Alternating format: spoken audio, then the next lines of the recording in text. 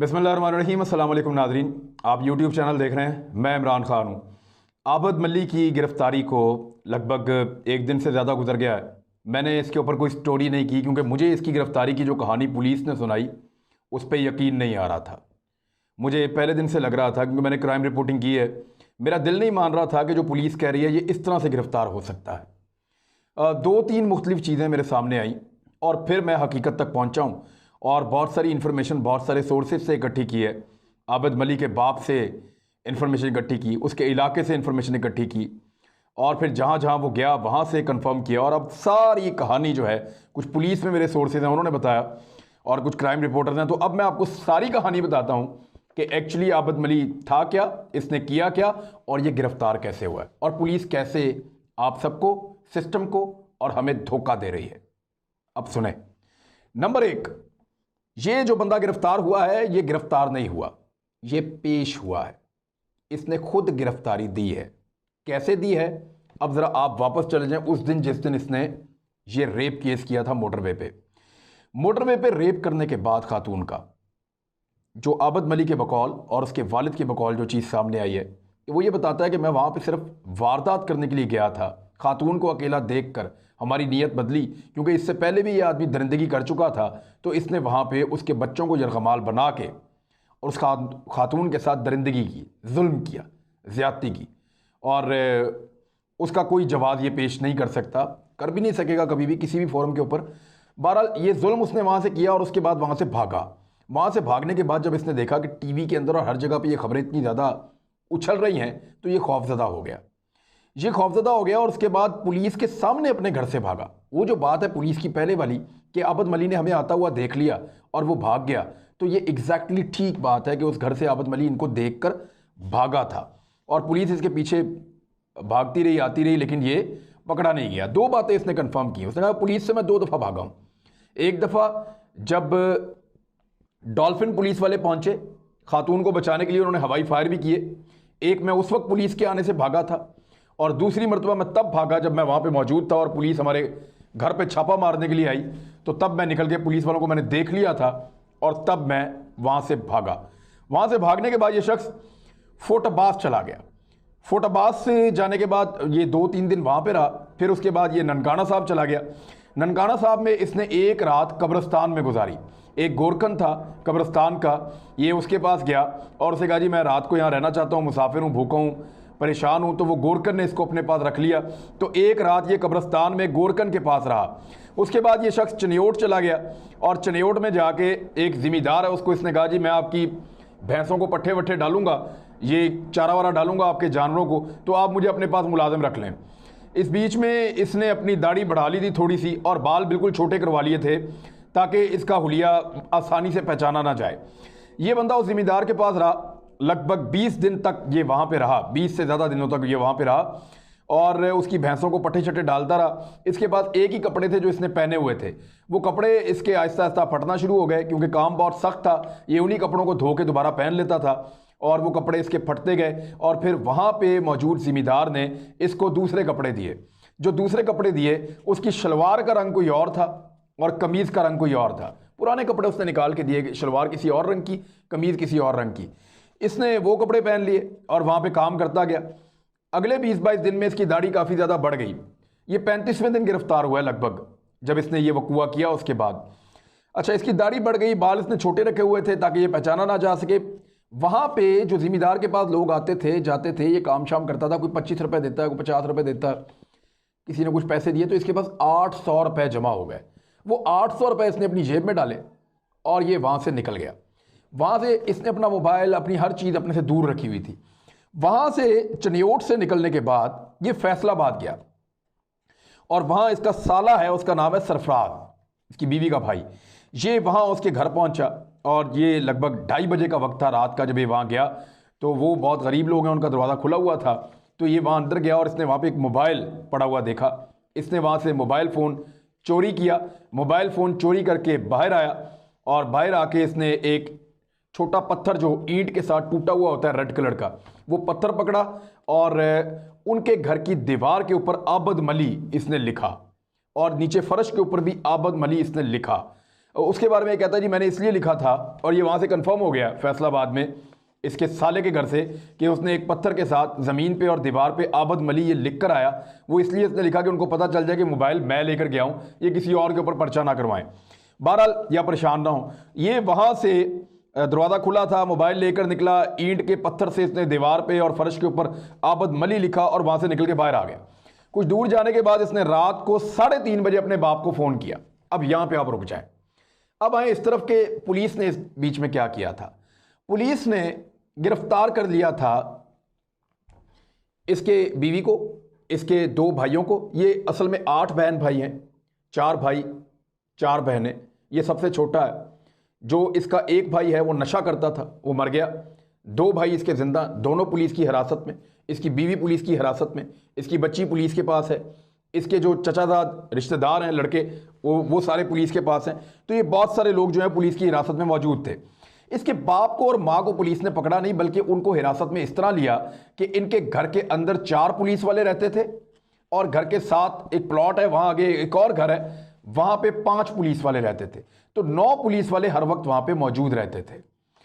तो वो जो पुलिस वाले हैं ये खाना भी वही लेकर आते थे, माँ और बाप को खाना भी वही देते थे। उनके पास तो खाने के लिए भी कुछ नहीं था। बहरहाल बहुत गरीब लोग थे, उनके पास है ही कुछ नहीं। अब उनके बेटे ने ऐसा कारनामा जो किया है और इतनी खलीज हरकत की है, तो फिर ये हालात तो भुगतने पड़ेंगे। बहरहाल उनके पास खाने पीने के लिए था कुछ नहीं, तो ये पुलिस वाले ही खाना लेकर जाते थे। वो उसके बाप को और माँ को खाना भी देते थे, और उनके साथ कुछ ताल्लुकात बन गए थे। और पुलिस वालों ने उसके बाप को बहुत ज़्यादा मोटिवेट किया था कि तेरे लड़के से अगर कभी भी राब्ता हो तो तू उसको गिरफ्तार करवा। तो उसका बाप हर वक्त पुलिस से ये पूछता था कि उसको मारोगे तो नहीं। ये पुलिस के और उसके बाप में पहले तय पा चुका था कि अगर कभी इसको गिरफ्तार करना पड़ा तो गिरफ्तार करके अदालत में पेश करेंगे, उसको हम मावराए अदालत कत्ल नहीं करेंगे। अब आ जाए वापस उस वाक़े पे कि आबद मली ने अपने बाप अकबर मली को फ़ोन किया रात को 3:30 बजे, परसों यानी जिस दिन गिरफ्तार हुआ उससे एक दिन पहले रात को 3:30 बजे उसने फ़ोन किया और अपने बाप को बताया कि मैं बहुत परेशान हूँ, मैं भूखा हूँ, मुझे अब फिर 3-4 दिन हो गए, मुझे कुछ खाने के लिए नहीं मिल रहा, मैं कहीं होटल पे नहीं जा सकता, किसी के सामने पेश नहीं हो सकता, सब मुझे पहचानते हैं, मुझे डर है कि पुलिस मुझे कत्ल कर देगी, मैं बहुत ज़्यादा खौफजदा हूँ, तो मैं क्या करूँ। तो अपने बाप से ये बातें करता रहा और पुलिस वाले बैठ के वहाँ पे सुनते रहे। पुलिस वाले इसके बाप को मशवरा दे रहे थे कि अब ये बात करो, अब ये बात करो, और वो उसका बाप उसको बताता जा रहा था। बहरहाल उसके बाप ने उसको कायल किया कि तू आजा, मैं तुझे पुलिस के हवाले करूंगा, पुलिस तुझे कत्ल नहीं करेगी। वो यही कहता रहा कि पुलिस वाले मुझे मार देंगे, मैं गिरफ्तारी नहीं देना चाहता, मैंने बहुत बड़ी गलती होगी, मैंने बहुत बड़ा जुर्म और गुनाह किया है। बहरहाल उसके बाप ने उसको कायल किया कि तू कल आ जा मेरे पास घर, मैं तुझे खुद पुलिस के हवाले करूंगा और तुझे पुलिस नहीं मारेगी, ये गारंटी मैं तुझे देता हूं। बहरहाल पुलिस वालों को यकीन था कि ये वापस नहीं आएगा, क्योंकि इसी जगह से ये भागा हुआ था। पुलिस को लगता था कि ये शख्स गिरफ्तारी देने के लिए वापस नहीं आएगा। लेकिन हुआ क्या, आबद मली के घर के साथ वाला जो घर है आगे, वहां पे जो 5 पुलिस वाले थे वो अंदर मौजूद थे, और जो दूसरे पुलिस वाले थे 4 जो इनके घर में रहते थे, वो घर के बाहर बैठे हुए वीडियो गेम मोबाइल के ऊपर खेल रहे थे। ये मैं आपको जिस दिन ये गिरफ्तार हुआ, सोमवार के दिन मगरिब के बाद का वाक़या बता रहा हूँ। मगरिब की नमाज के बाद पुलिस वाले घर के बाहर बैठे हुए थे, दरवाजे के बाहर, और वहाँ बैठे हुए मोबाइल के ऊपर जो है वो कुछ चैटिंग या वीडियो गेम्स या वो अंगेज थे। उनकी सारी तवज्जो मोबाइल फ़ोन्स के अंदर थी। माँ और बाप दोनों जो हैं आबद मली के, वो अपने घर में थे। आबद मली क्योंकि वहाँ पे घास बहुत बड़ी है पीछे प्लॉट के अंदर, तो ये प्लॉट के अंदर से निकल के आया और पिछली दीवार के साथ खड़े होकर इसने अपने बाप को आवाज़ दी। इसने अपने बाप को आवाज़ दी तो इसके बाप ने इसकी आवाज़ पहचान ली। तो उसने इसको कहा, आबद, उसने कहा मैं बहुत परेशान हूँ, मुझे जो है वो कपड़े दे दो सबसे पहले। तो इसके बाप ने पीछे कपड़े फेंके, वो कपड़े इसने पीछे प्लॉट के अंदर ही खड़े होकर कपड़े बदले। उसके बाद उसने अपने बाप से कहा मुझे चादर भी दे दो। उसके बाद उसके बाप ने एक चादर भी पीछे फेंकी और वो चादर भी उसने ले ली। इसके बाद पुलिस वालों के पास इसका बाप गया और इसने रोटी भी मांगी। बल्कि मैं आपको ये बताऊं, उसने दीवार के पीछे खड़े होकर अपने माँ बाप को, मुझे रोटी दे दो। तो उन्होंने कहा रोटी तो पुलिस वाले लेके आते हैं, हमारे पास तो यहाँ पे अभी खाना नहीं है, लेकिन तू इतनी खलो। उसके बाप ने उसको रुकने के लिए कहा, बाहर आया। पुलिस वाले अपने मसरूफ़ थे अपनी गप्पों में और मोबाइल फ़ोन में। इसने पुलिस वालों को बताया कि आबद मली आ गया, मैं अभी पकड़ के तुम्हारे हवाले करता हूँ। तो पुलिस वालों ने इसके बाप को कहा ठीक है तू जा पकड़ के हमारे हवाले कर, क्योंकि उसके पास हथियार भी हो सकता था, कोई ख़तरनाक चीज़ भी हो सकती थी। लिहाजा उन्होंने उसके बाप को कहा तू आगे बढ़ और हम तेरे साथ चलते हैं। तो पुलिस वाले आगे गए। उसके बाप ने गिरेबान से पकड़ा हुआ था अपने बेटे को, जब वो पुलिस वालों के पास लेकर आया, गिरेबान से पकड़ के उसने अपना बेटा लाकर पुलिस वालों के हवाले करने लगा। तो एक पुलिस वाले ने उसके ऊपर गन सीधी कर दी और उसका बाप ये बताता है, जो एक साहब उनसे मिलकर आए, बड़े सीनियर रिपोर्टर हैं, वो ये कहते हैं वहाँ एक फायर हुआ और फिर आसपास के लोगों ने गवाही भी दी है कि यहाँ पे एक गोली चली है। वो जो गोली चली वो उसके बाप ने गन पकड़ ली थी और उसने कहा जी आप इसको मारेंगे नहीं, आप ले जाके अदालत में पेश करें, अदालत जो सजा देती है वो इसको दे, यहाँ मावरा अदालत कत्ल ना करो, आपने मुझे गारंटी दिया था। बहरहाल पुलिस वालों ने आबद मलिक को पकड़ लिया और पकड़ के अपनी कस्टडी में ले लिया और अपने आला पुलिस अफसरान को लाहौर में आगाह कर दिया कि जनाब ये हमने पकड़ लिया है। उस वक्त पुलिस वालों के पास वहाँ पर कोई गाड़ी मौजूद नहीं थी जिसके अंदर आबद मलिक को पकड़ के लाहौर लाया जाता। लिहाजा वहाँ पे अली टाउन एक सोसाइटी है जिसके अंदर ये रहता है, आबद मलिक है इसका बाप अकबर मलिक। तो अली टाउन का एक मालिक है, उसका नाम है खालिद भट्ट। खालिद भट्ट एक प्रॉपर्टी डीलर है, उसी ने ये टाउन बनाया अली टाउन। वो अपना डबल केबन डाला लेकर आया, उस डाले के अंदर उसने इनको लाहौर तक पहुँचाया, आबद मलिक को और इन सबको यहाँ लाहौर पहुँचाया गया। और उसके बाद इसको पुलिस ने अनाउंस किया कि हमने इसको बड़ी मेहनत के बाद, बड़ी मुश्किल से और बड़ा मुखबरियाँ करके और इंटेलिजेंस बेस्ड ऑपरेशन करके तो ऐसे हमने इसको गिरफ्तार किया। एक्चुअली इस बंदे ने खुद गिरफ्तारी दी है, पुलिस इसको गिरफ्तार नहीं कर पाई, ना इसको ढूंढ पाई है। ये हालात के हाथों और कुदरत ने इसको मार मारी है। जितना बड़ा जुल्म इस आदमी ने किया था, जितनी बड़ी ज़्यादती इस आदमी ने की थी, तो पूरे पाकिस्तान की बदवाएँ थी इसके साथ। तो कुदरत की मार खा के ये जलीलो ख्वार होता रहा इतने दिनों तक, और उसके बाद खुद थक हार के इसने अपने बाप को फ़ोन किया, इसके बाप ने कायल किया और इसने आके गिरफ्तारी दे दी। अब इसका बाप ये कहता है कि जो इनाम की रकम है वो पुलिस को नहीं मिलनी चाहिए। कैसा बदबख्त है, वो ये कहता है कि इनाम की रकम पुलिस को नहीं मिलनी चाहिए, इनाम की रकम मुझे दे दें। तो इनाम तो मिलना चाहिए ऐसे बाप को, इसने ऐसी तरबियत की और इस तरह का बेटा पैदा किया है जो इतने बड़े बड़े जुराइम कर रहा है और इतना जालिम आदमी है कि इससे पहले भी उसने जुर्म किया। उस वक्त ही इसको घर से निकाल देना चाहिए था या गोली मार देनी चाहिए थी बाप को, लेकिन उसके बाद भी उसने इसको सीने से लगा के रखा और अपना बेटा बना के रखा। जो इसने पहले जुल्म किया था, एक माँ से और बेटी से इसने रेप किया था। तो अब जो है वो ये बंदा गिरफ्तार हो चुका है।